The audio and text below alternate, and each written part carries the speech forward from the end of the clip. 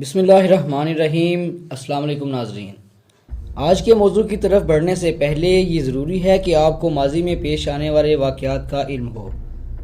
ہوا یہ کہ 1173 میں غزنی کو فتح کرنے کے بعد سلطان شہاب الدین محمد غوری 1175 میں بر صغیر میں داخل ہوئے تو سب سے پہلے انہوں نے ملتان کے کرامتی خاندان کو شکست سے دوچار کیا اور علی کرپاج کو ملتان کا غوری گورنر مقرر کر دیا۔ بعد ازاں انہوں نے 1179 میں اچ کے قلعے پر غوری پرچم لہرایا اور اسی سال پشاور کو بھی فتح کر لیا۔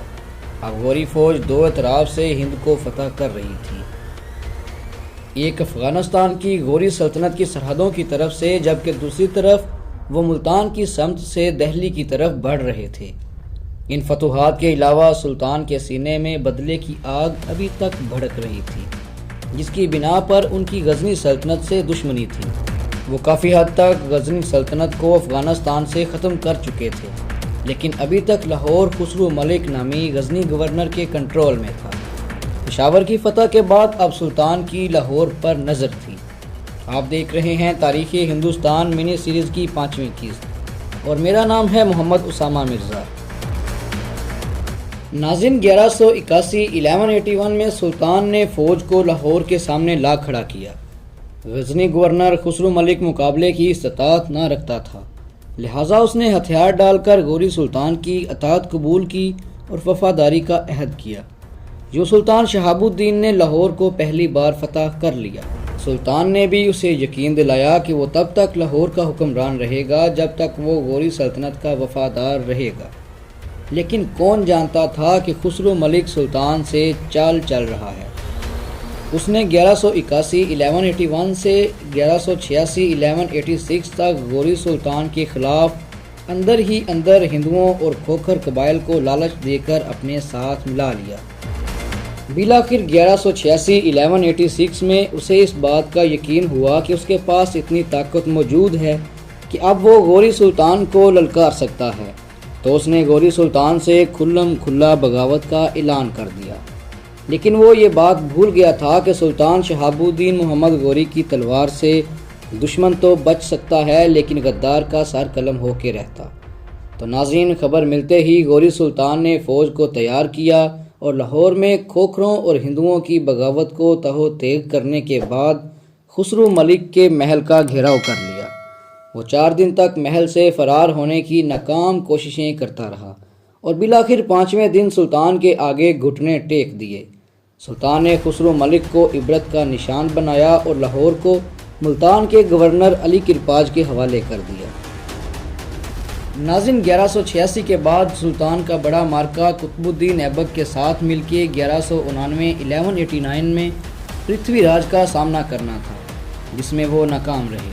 اس کے بعد 1191 میں ایک بڑا مارکہ پیش آیا، جسے ترائن کی دوسری جنگ کہا جاتا ہے۔ ان واقعات پر ہم اسی سیریز میں ویڈیوز بنا چکے ہیں۔ ترائن کی دوسری جنگ کے بعد سلطان نے دہلی و اجمیر اپنے ترک غلام قطب الدین ایبک کے حوالے کیا اور خود غزنی لوٹ گئے۔ ہم گزشتہ ویڈیوز میں مختصر بیان کر چکے ہیں کہ قطب الدین ایبک نے راجپوتوں اور ہند کی دیگر ایلیٹ کلاس کو گھٹنے ٹیکنے پر کیسے مجبور کیا، جن میں سمانا، سارسوتی، بنگال، کوہرام، ہنسی، راجستھان، دواب اور ایودھیا کے علاقے شامل تھے۔ ناظرین، 1193 کے بعد قطب الدین نے فتوحات کے برعکس تعمیر و ترقی کو فروغ دینے پر کام کیا اور مفتوحہ علاقوں میں غریبوں کی مدد کرنے کے علاوہ اسلامی تعلیمات کو فروغ دیا، جن کی بدولت ہند کی عوام نے مسلمان حکمرانوں کو اپنایا اور اپنا مسیحا سمجھنے لگے۔ لیکن ناظرین، کچھ لوگ دل ہی دل میں بدلے کی آگ میں جھلس رہے تھے۔ ناظرین، 1202 میں سلطان غیاث الدین محمد غوری وفات پا گئے تو غوری سلطنت کا تاج ان کے بھائی سلطان معیز الدین کے سر پہ سجا، جنہیں تاریخ فاتح ہند سلطان شہاب الدین محمد غوری کے نام سے یاد کرتی ہے۔ سلطان بننے کے بعد 1204 میں انہیں خوارزم کے سلطان محمد ثانی کی طرف سے پہلی مزاحمت کا سامنا کرنا پڑا۔ سلطان شہاب الدین جنگ جیت گئے، لیکن ہندوستان میں افواہ پھیل گئی کہ سلطان کو شہید کر دیا گیا ہے۔ موقع دیکھتے ہی کھوکھروں نے علی کرپاج کو ہٹا کر لاہور پر قبضہ کر لیا۔ کھوکھر اسے بڑی کامیابی سمجھ رہے تھے، لیکن اندر ہی اندر انہیں خوف تھا کہ ہو سکتا ہے گوری فوج افغانستان کی سمت سے لاہور پر لشکر کشی کر دے، لہٰذا انہوں نے غزنی جانے والی شاہراہ کو بند کر دیا۔ افواہ کے پیش نظر کھوکھروں کی بغاوت کا سلطان کو علم ہوا تو سلطان بھرپور تیاری کے ساتھ لاہور پر حملہ آور ہوئے اور یوں انہوں نے تیسری بار لاہور کو فتح کیا۔ کہا جاتا ہے کہ انہوں نے اتنے کھوکھر مارے کہ لاہور کے ہر طرف لاشیں ہی لاشیں نظر آتیں، اور اتنے کھوکھروں کو غلام بنایا کہ محض 1 دینار کے عوض 5 کھوکھر فروخت کیے جاتے۔ اب کی بار سلطان نے لاہور کو اپنے سب سے عظیم ترک کمانڈر قطب الدین ایبک کے حوالے کیا اور خود افغانستان کی راہ لی، لیکن خطرہ ٹلا نہیں تھا۔ 15 مارچ 1206 یعنی 15 مارچ 1206 عیسوی کو غزنی کی طرف واپسی کے راستے پر سلطان شہاب الدین نے سہاوا کے قریب دامک نامی گاؤں میں قیام کیا۔ موقع دیکھتے ہی رات کے اندھیرے میں 20 باغی کھوکھر سلطان کے خیمے کے اندر گھسنے میں کامیاب ہو گئے۔ انہوں نے خنجر کے 21 زخموں سے سلطان کو گھائل کر کے شہید کر دیا۔ اگرچہ 20 کے 20 کھوکھر ہی مارے گئے، لیکن اسلامی دنیا ایک عظیم کمانڈر سے محروم ہو گئی۔ تاریخ کا ایک ورژن یہ بھی موجود ہے کہ جب سلطان پر حملہ ہوا تو وہ نماز عصر ادا کر رہے تھے، اور یہ بھی کہا جاتا ہے کہ خوارزم کے جاسوسوں نے سلطان کی جان لے لی، لیکن زیادہ درست ورژن جو مانا جاتا ہے وہ ہم نے آپ کے ساتھ بیان کر دیا۔